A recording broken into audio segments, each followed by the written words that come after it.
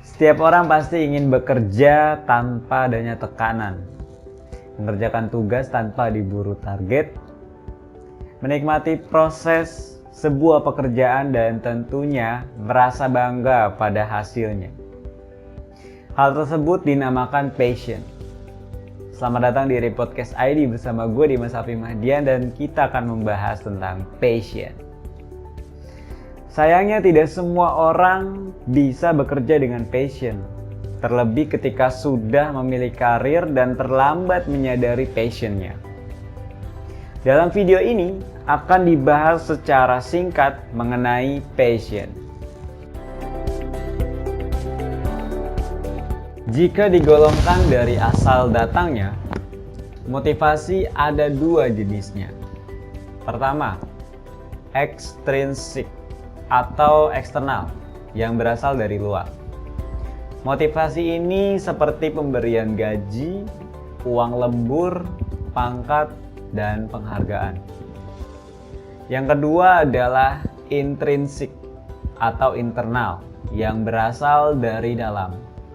Motivasi ini berasal dari dorongan dalam diri, semacam aktualisasi yang singkatnya kita sebut passion.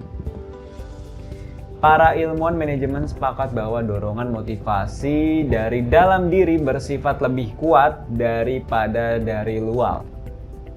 Mereka yang termotivasi karena gaji akan semakin kehilangan motivasinya ketika uang yang mereka kumpulkan sudah melimpah. Sementara mereka yang termotivasi karena passion akan terus bekerja, karena bekerja adalah kebahagiaan bagi mereka. Passion adalah sebuah jalan hidup yang kita ambil. Kita tidak merasa berat dan malu menjalaninya. Kita bahagia walau hidup sederhana. Setiap pekerjaan terasa bermakna. Setiap langkah menjadi terasa indah dibuatnya. Contohnya Abi Wiwoho Hantoro, salah seorang dosen yang berkecimpung dalam dunia septic tank. Iya, septic tank. Walau ia pernah diremehkan karena jatuh bangun mendesain septic tank bahkan sampai 15 tahun lamanya, ia tetap tabah dan berhasil menemukan desain inovasi sistem biofilter komunal.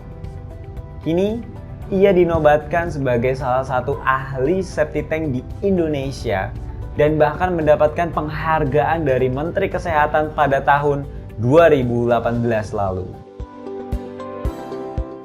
Permasalahannya adalah bagaimana kita mampu menemukan passion.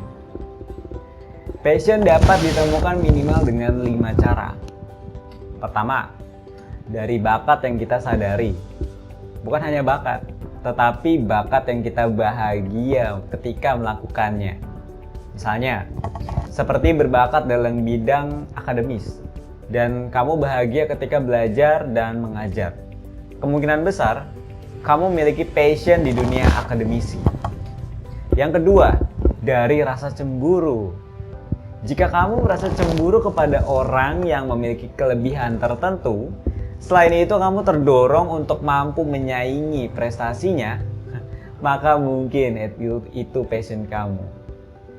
Misalnya, teman kamu mampu di bidang desain, kamu merasa mampu mengalahkannya, dan bahkan kamu mampu mengkritik hasil karyanya. Mungkin pula muncul rasa gregetan ketika melihat ada celah cacat di karya teman kamu. Maka kamu punya passion di bidang desain. Ketiga, ingat masa kecil kamu. Perilaku di masa kecil bisa menjadi indikasi passion kamu. Misalnya di masa kecil kamu suka mendengarkan curhat teman kamu. Lalu kamu bermakna ketika mencoba memberi saran kepada mereka. Nah, bisa saja ternyata kamu cocok menjadi seorang konselor atau psikolog. Yang keempat, ingat kapan kamu bisa lupa waktu. Karena salah satu ciri passion adalah pekerjaan yang bisa membuat kamu lupa waktu.